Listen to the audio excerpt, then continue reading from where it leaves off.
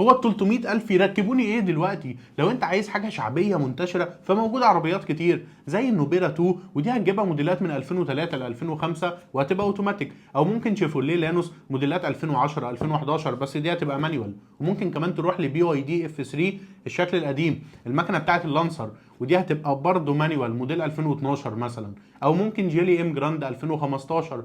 وممكن تخرج بره كل ده وتروح لرينو لوجان من موديلات اللي هي شكل قديم من 2010 ل 2013، برضه ال 300 هيركبوك مانيوال منها. طب عايز تخرج بره الصندوق وتشتري عربيه ركوبه حاجه كده شبابي وتعدل عليها، يبقى تروح للسوبارو امبريزا 2004 2005. العربيه دي عيبها ان قطع غيارها مش موجوده قوي، لكن هي عربيه ياباني هتحط فيها قطعه الغيار وتنساها وهتاخد منها ثبات حلو.